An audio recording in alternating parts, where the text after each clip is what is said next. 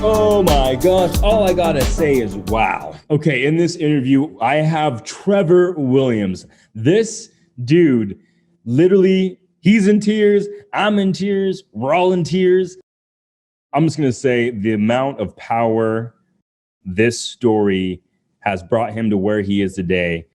He is a world traveler from starting the age of 4, going in different places in Africa where during war-torn times, as well going to Haiti and being at Haiti while that 2010 earthquake that devastated the land, killing 300,000 people. This is Trevor Williams, who experienced that before the age of 20. And it is crazy to see what that has brought him today, what happened with his family, and even more so with him being a firefighter for the city of LA County, as well as being an entrepreneur, developing tools to help people get access in and out, just different types of structures and doors without having to cause so much damage. So it's really cool to see where he's been, how he's handled that, and what he has respect and time for in this age. So I'm so excited to get into this interview. This is Trevor Williams. Let's dive right in. Welcome to the show, Trevor, man. I'm so excited to have you on. It's always nice to see a brother in a different department doing some awesome things and thinking outside the box, which I know you do a lot of. So I just want to say thank you for coming on the show today, and I'm excited to dig in your story. Excited to be here. Thanks for having me. Yeah, so some of the things that I saw, and I know we alluded to a little of this right before we started the show, was, man, you traveled a lot. And I know you kind of went in with me before we even started this, and I love hearing all that. But I wanted to kind of at least give some background to who exactly Trevor Williams is. I know it's very diverse. You've been a lot of places, from missionary work to, like, as a kid where your parents were taking you to different places that were insane stuff going on at the time. Places that, man, I would feel scared right now to bring my kids. But at the same time, I am like so pumped to hear that story in and of itself. But could you just give us a little picture of what life was like for you specifically growing up in different countries, visiting different areas, and give it a bit of background of like what that even looked like? Sure. Yeah. So where to start? So I was born in Virginia, and pretty soon after, I was about 4 years old, my family felt called to be missionaries. I was the firstborn, only child at that point. I now have 2 little sisters, but when I was 4, we moved to Africa, Zaire. It is called Democratic Republic of Congo now. Zaire went through a war and a change of name. And so we were there doing emergency relief work through World Vision, one of the largest nonprofit organizations. They're worldwide, and they do a whole bunch of different things. And you moved there when you were 4 years old? 4, yes. 4, okay. And then I guess if I can ask real quick, what drove your family to want to be a part of an organization like World Vision and go to these areas where there was a whole bunch of turmoil going on at the same time? And has that bled into your life at all? Yes. Loaded question, yeah. I know. Very loaded. Or a multi-part answer, I guess. Yeah. Say. So my parents are Christians, and so am I. And that's how they raised me. So my dad was a lawyer before this, actually, and huge change. Oh. So as a Christian, you seek God out in your daily life, and you pray, and you're constantly seeking direction and what God's calling is for your life. So yeah, when I was 4, they felt called to go to Africa specifically, and they followed that calling.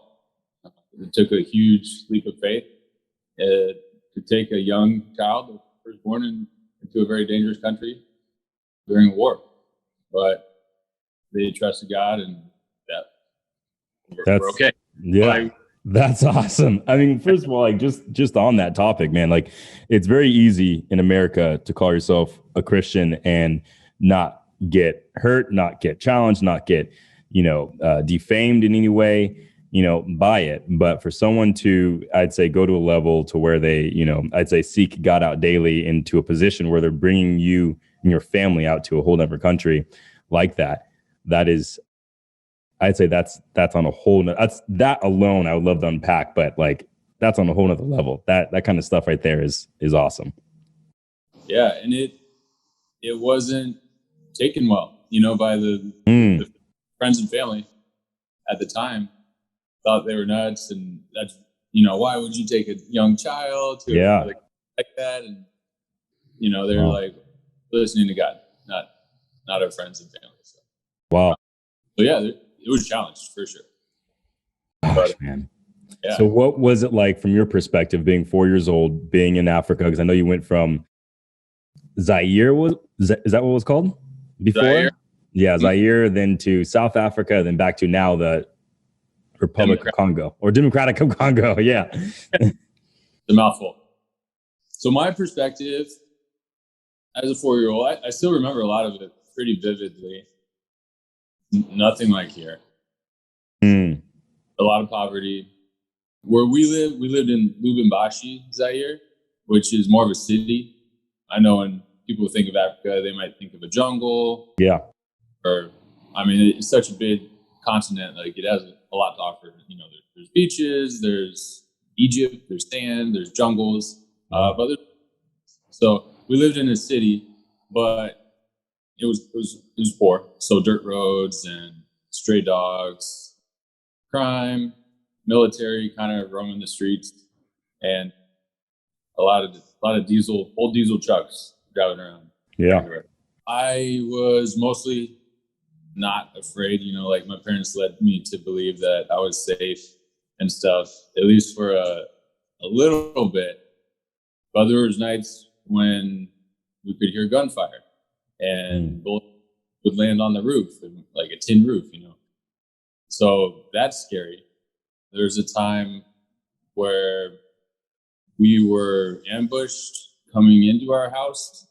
Our house was surrounded by walls with barbed wire, and we had a guard. And our guard didn't have a gun. He was mostly to open the gate for us. And I think he had a slingshot, but it wasn't like heavy duty protection. He's just kind of. You say a slingshot? Yeah, a slingshot.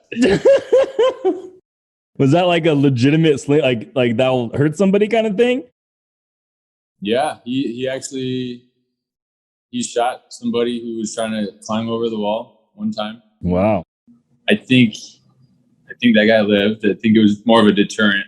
Yeah. But you'd hunt with it, kill little birds and rats and stuff. There you go. But yeah, we did get ambushed coming home one night where 4 guys, when the gate was open, 4 guys ran in with weapons and rope and tools and stuff to kind of probably do some harm to us and break into our house. And who knows Yeah. What, but what happened? So we didn't see them. It was nighttime. We didn't see them come in. They came in like behind us. Yeah. And I guess they told our guard, like, don't say anything, we'll kill you. But he did. He started yelling and he got our attention. And my dad was driving. He put the car in reverse and floored it out of there. And I remember my mom holding my head down to stay low in case they shot at us. And he was just kind of blindly like flooring it in reverse. And we got out on the street and just started going down the street.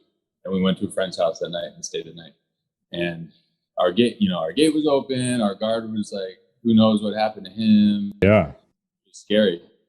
And they did kind of run out of the gate after our car, but no gun. I don't think there was any gunfire, but we went to our friend's house, spent the night, and the next morning went back and see like, was our guard still alive? Like, had our house been broken into? There's bars on all the windows at the house. So, there's some security, but they could get in if they tried hard enough. Yeah. But we went back and it didn't appear that they had made access to the house, and our guard was still alive. He he ran and hid in the bushes. They couldn't find him. Wow. So he got a raise. And dude, what a story, man. Like, I mean, there's two parts. One, like, how often does that happen? Like, I mean, it probably happens a lot, right, in different countries and in other areas. And I'm sure, as you know, as a 911, responder, if you will, like, you see more things happen often than not. But at the same time, like, personally, when you think of the average individual living in America, it's just so unheard of. Yeah. Well, at least in our world. But, and not only that, but too, on your guard, dude, what a boss. Like, yeah. Oh, yeah.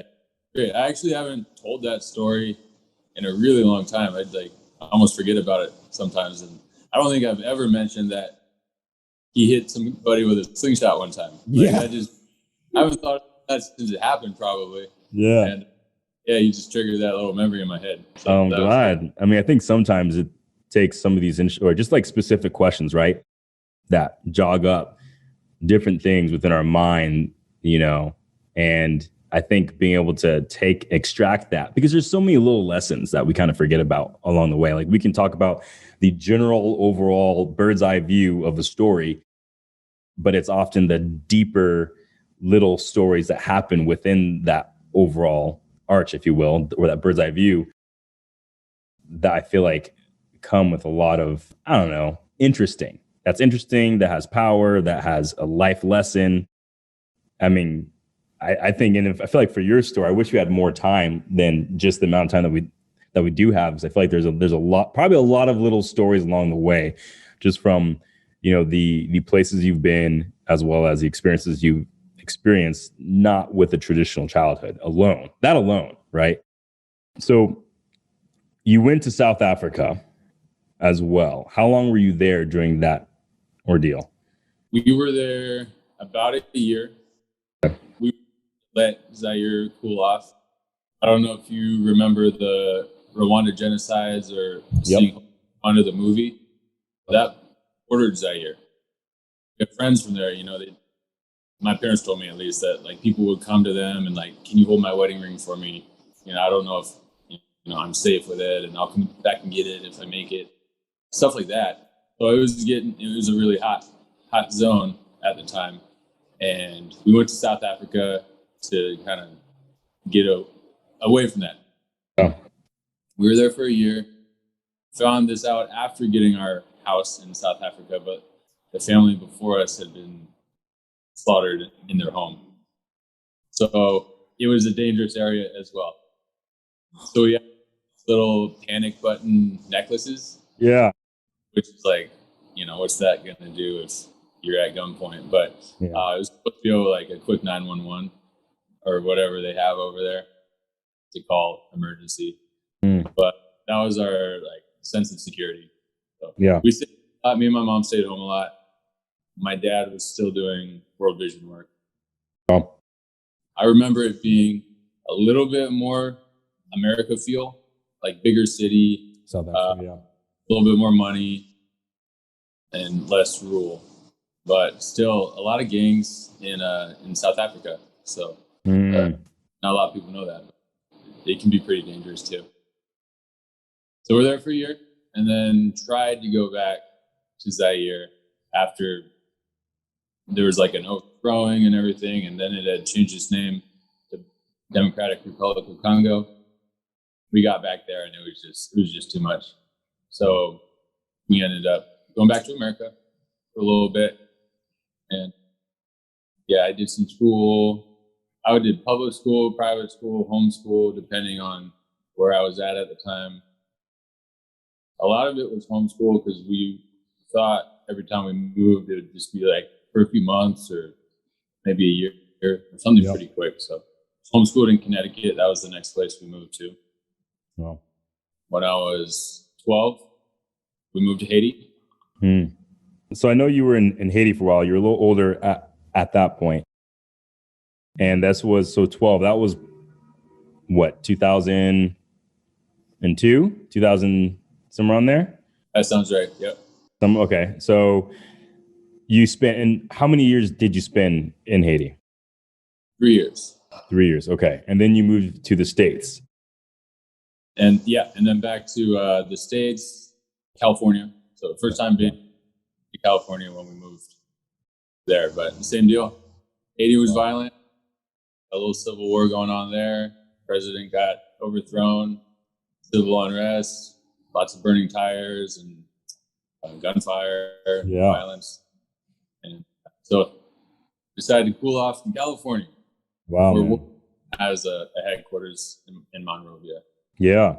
I passed by that headquarters quite often when I was, I think just out of high school. And I was, man, like, I really want to do some volunteer work with them as well. And I'm thinking in my mind now, like, wow, that's pretty in depth and the type of volunteer work you could do on a personal, like in-person level.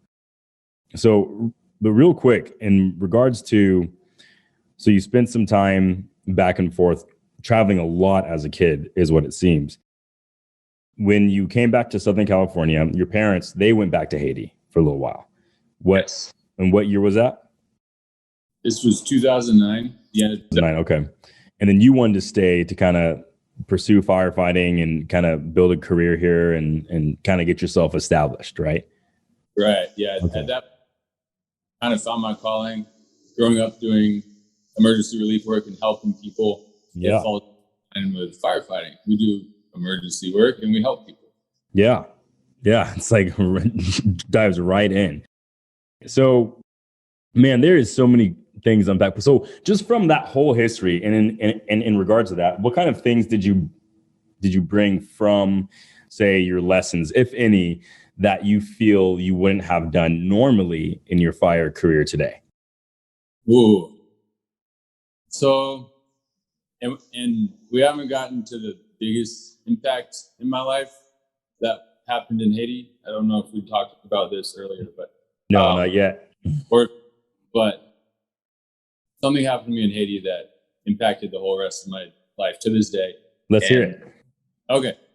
I'm into it. I'll share all the core values that are ingrained in me from that experience. So this happened in 2010, early 2010. I was living in California, but I went to visit my family in Haiti, and I hadn't been back in 5 years. So, and they had just been there like a few months at this point. So it was cool to go visit them. So I applied to Haiti, spending time with my family, and I'd done some like fire explorers and fire training, and I just got my EMT. Yeah. So I was looking for a way to kind of volunteer and use my skill. So I set an interview with the United Nations in Haiti, and they had like, they're gonna like do a 1 month internship with a new fire program that they were setting up. So they were gonna utilize me and the skills that I had learned on a basic level to help teach people with no fire knowledge how to use basic equipment and do a little bit of fire protection. So that was my goal, get a little bit of resume builder and go back to Haiti, see my family, see my old friends, and be there for a month. Yeah. On January 12th, 2010, there was a major earthquake that occurred. And this was the largest natural disaster in modern history. It killed almost 300,000 people. Oh my gosh. Haiti had like 7 million people. So that's a huge percentage of people living there. It wiped out 1 million people, were left homeless, and another 1 million were left injured. So I don't know, maybe 2 out of 5 people were majorly impacted. So you were there during that incident. So I was there on that day. I was separated from my family before the earthquake. I went to an orphanage to help out. I was on the second floor of an orphanage. There's 110 kids at this specific orphanage. And when the earthquake hit, I'd never, even living in California, I had never experienced anything even like remotely close to what I experienced in Haiti. And at first I didn't even know it was an earthquake. It sounded like there's a convoy of like giant Big Mac trucks just like barreling down the road. Yeah. Everything shake, and it created a bunch of dust too. And so this earthquake went on for 39 seconds, and it was a 7.0 earthquake, and it was very like shallow to the ground. The infrastructure is poor in Haiti. There's a lot of unreinforced concrete buildings. Yeah. So after like 10 seconds, it got really scary. After 10 seconds, it felt like a train was like crashing into our building, and the whole thing was shaking. And there's buildings around us coming down. I was on the second floor of this orphanage, so I had like a little bit of a vantage point. At that point, I knew it was an earthquake. All the kids on the second floor are special needs kids, so none of them can like get up and walk. Oh, and shoot. I was out on the balcony of this building, like holding onto the railing, waiting to see what was going to happen. And yeah, so 39 seconds, which seemed like an eternity. It seemed like a super long time. It was loud and dusty and scary. And then it stopped momentarily. The building I was in did not collapse. Very, very fortunate, because a lot of buildings did.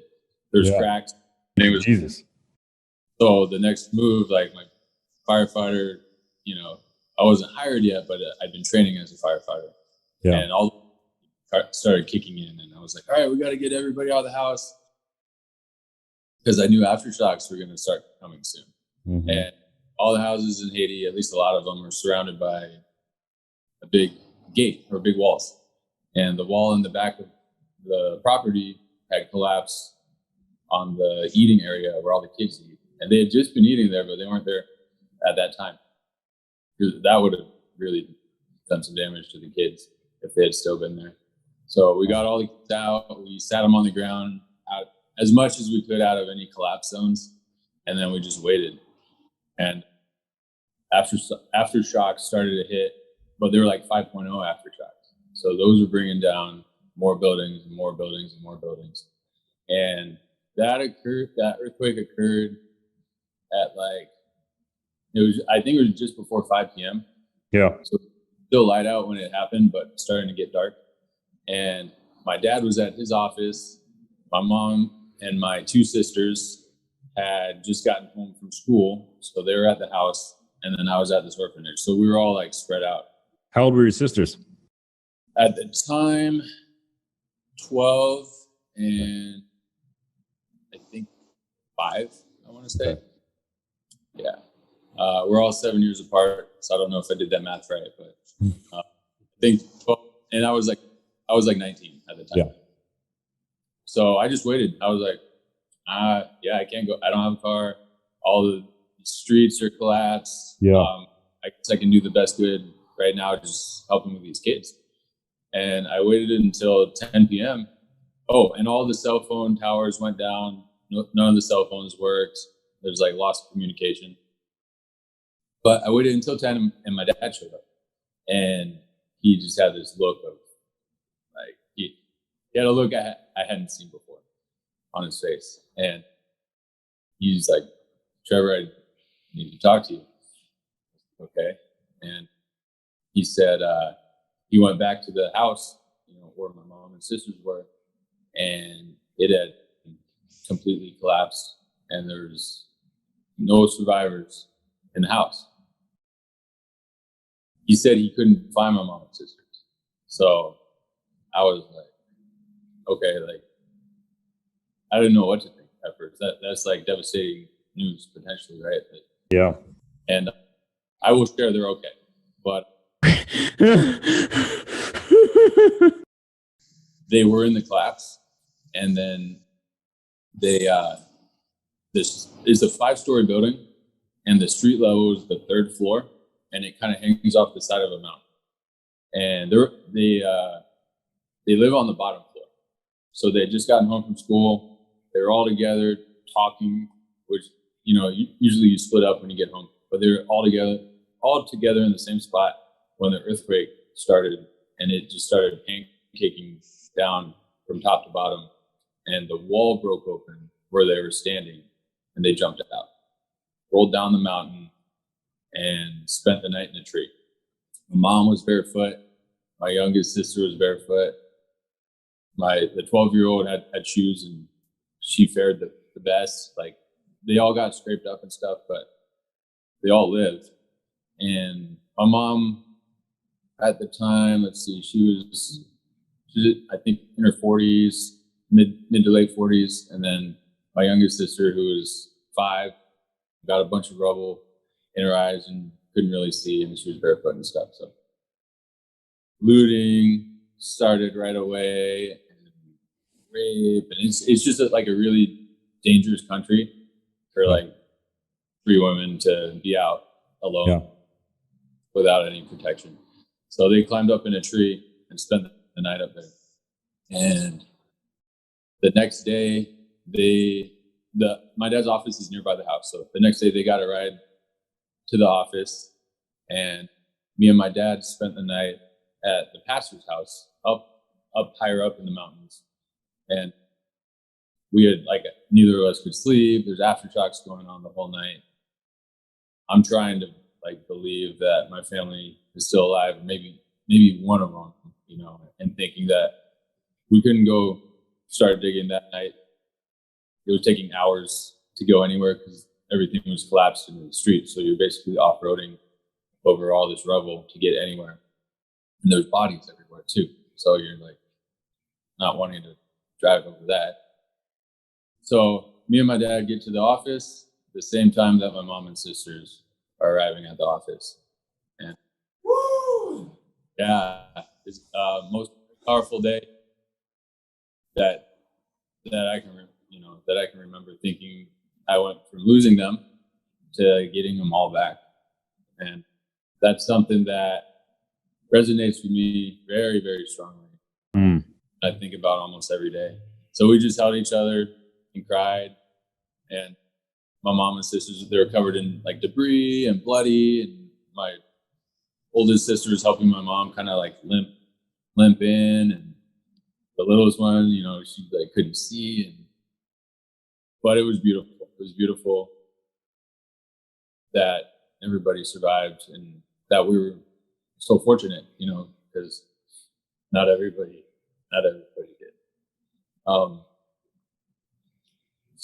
So we needed to get them some attention, some medical.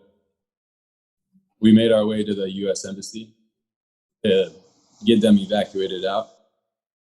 And so the Air Force was starting to come in and gather people to get brought to the U.S. So they were able to get my mom and my sisters and my dad on the plane to go bring them back to the U.S. And I decided to stay in Haiti for the next few weeks to help out. Everybody told me I was crazy, that a big tsunami was coming because of the earthquake, and it was going to wipe out Haiti, and that all the prisons had broken open and all the worst people were loose and wanting to hurt people. And I was like, no, my golden ticket is staying here. Nobody's going to be able to fly in and help right now. The airport was damaged, so it was really hard for planes to land. All commercial flights were canceled. And I had training. To help people. I just got my EMT, just passed my national registry. So I stayed. And after my family got to safety and got on it was a U.S. Air Force plane, I started trying to help. So initially I went to World Vision, and because I knew people there, and they're like a helping organization. So I helped them distribute food, and that turned out being really dangerous because everybody was desperate for food, and it would create riots. Yeah. So show up with a truckload of food and supplies, and it would just get ransacked. And that was scary. So we tried that twice, and then decided we couldn't even do it. It was just getting too dangerous. So I ended up joining up with a search and rescue team after that. And I saw it. So LA County Fire has an international search and rescue team called Task Force 2.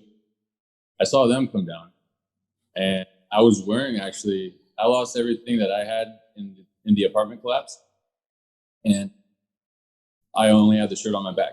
And it was a LA County Fire Station 32 shirt and an LA County hat. And Task Force 2 comes down, and I'm like, hey guys, like, I'm Trevor. I'm an explorer. I help.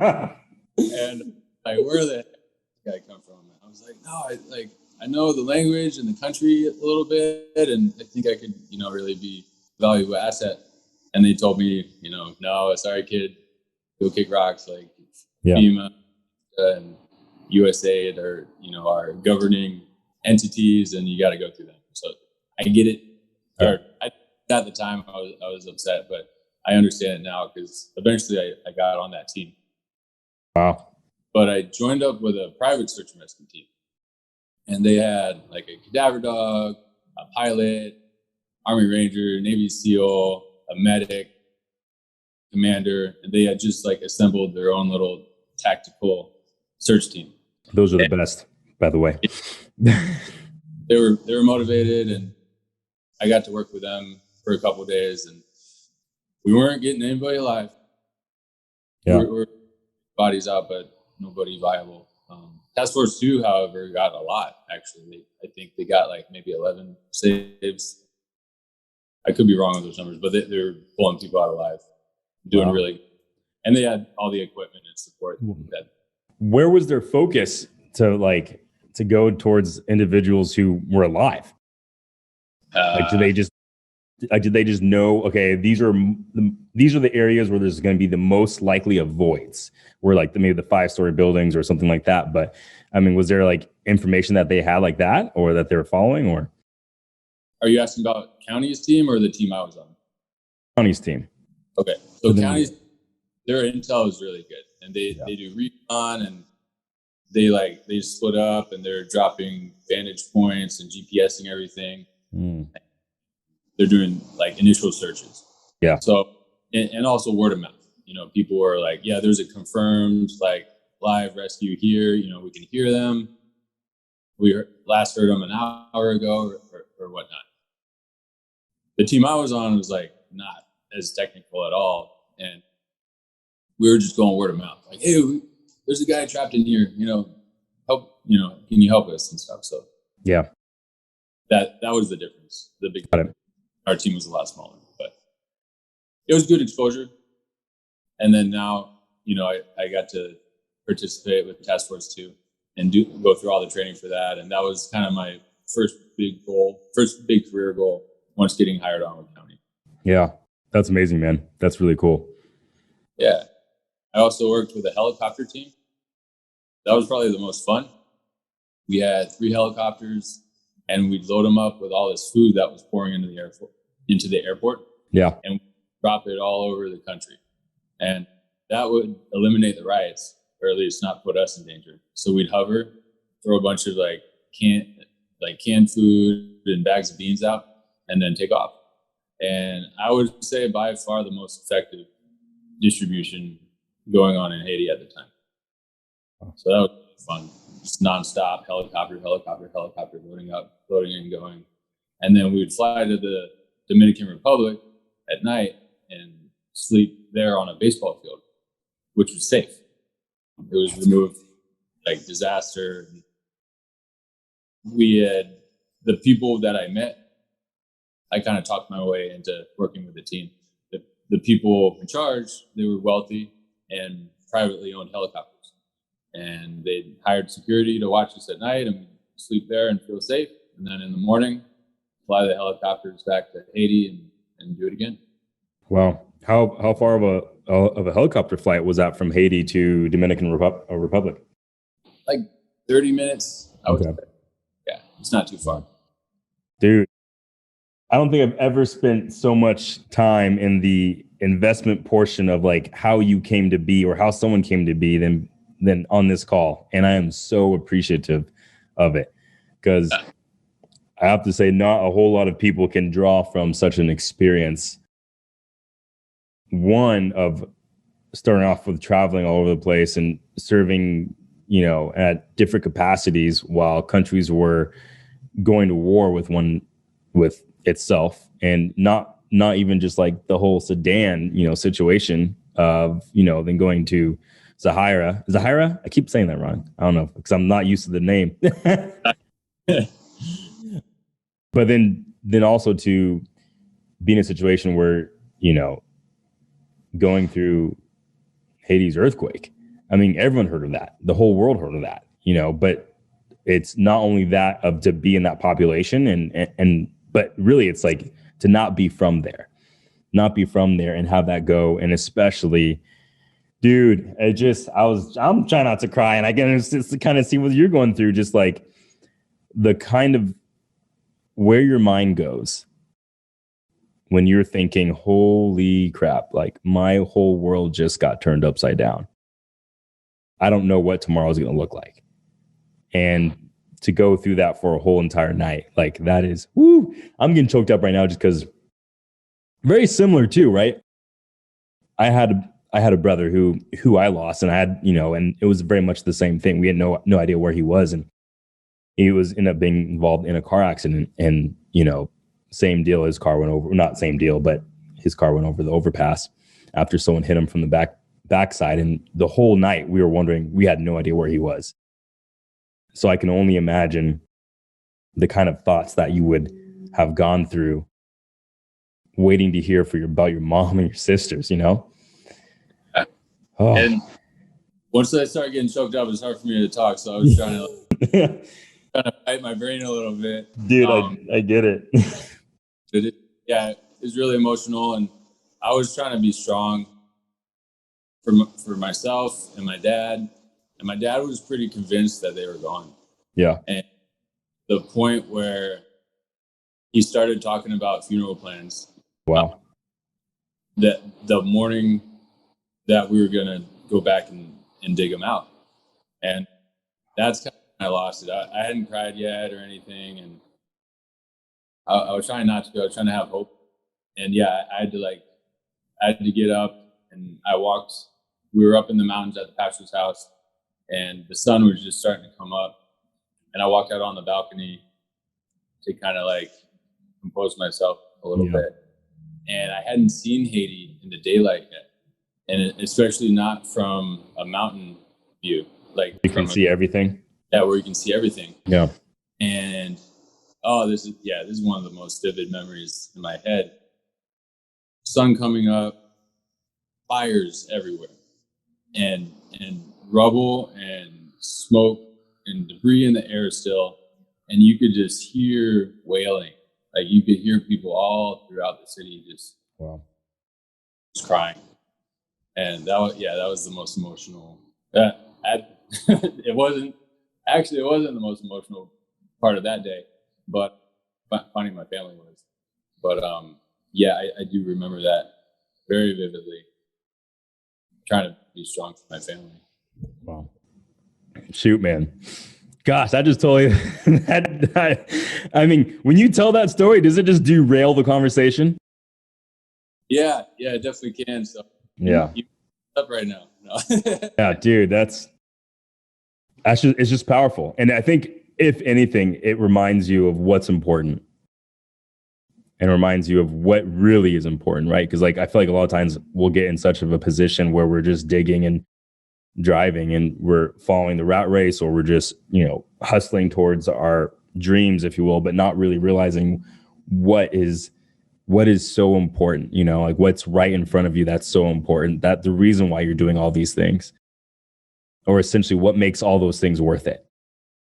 And I mean, even we got about 15 minutes, but even within that time, like, okay, so one, I want to know, man, how does that pour in your life today? Not just the fire service, but how does that pour in your everyday life? That's question number one. And two, dude, you're doing a lot. Like, you're not afraid of doing new things. I think that has a lot to do with how you're, brought up. But like, you got right behind you, Williams Key.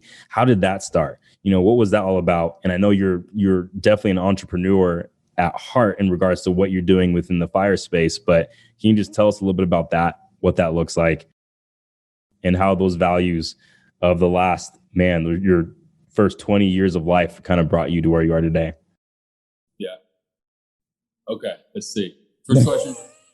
First question was the value part of like what did you look from Haiti and from the first 20 years of your life? How has that brought in the values, knowing that story, into the fire service and into just your life in general? So not just the fire service, but I guess your overall life and what you do. Yeah. So I think a big one was like just being very appreciative of life and of family, and wanting, like, knowing how privileged I am, because a lot of Americans and people in first world countries, we're all in a bubble, and we don't realize how bad it is in a lot of the rest of the world. So it's very humbling and eye-opening when you go to places like Haiti and Africa to realize like how good we have it. And so just being appreciative of that, and knowing that I have an opportunity that not everybody does, and not wasting it, growing up in these tough countries, and then being on my own early on, like pretty much at 18, I always had to hustle, and I had to have a drive. So that got me into just doing whatever I could to like be an entrepreneur and make a little bit of extra money, because California is tough. It's tough to pay the bills, especially if you're out here on your own without support. So I got into construction before I got on the job, and I was able to learn a lot of really useful skills. I did doors, I did carpentry for commercial jobs, and every day I showed up at work as a construction worker. In my head, I was a firefighter, and I'd lay out my extension cord the way I'd lay out a hose lay, and I'd throw it at explorers. And building construction and learning roof construction, and learning tools, and I use those skills every single day. So anybody out there that is young and looking for a start to a career, I would pick up a trade, because that's follows good. The way the Williams key came about. It's the tool opening doors without doing damage. It moves the strike of a lock out of the way, and you basically slip the lock, and you're able to open the door. This one works good for outward swinging doors. We have some other products that work good for inward swinging doors, and then we also have the folding version, which guys like to keep in their turnouts. Oh yeah. Fighter or police, and then we have a lot of government agencies that like to carry these as well.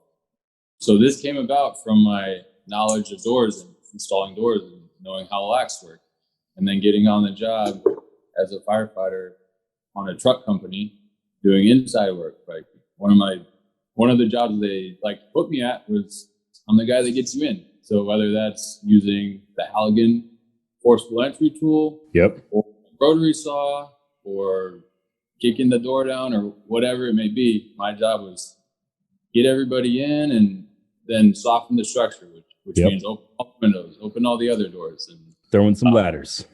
And stuff. So I had started making tools for myself that were just my own personal private tools for getting in, and I had my little wizard bag I would take with me, and I was known as being pretty good at getting into stuff. So eventually people asked me to make them some tools.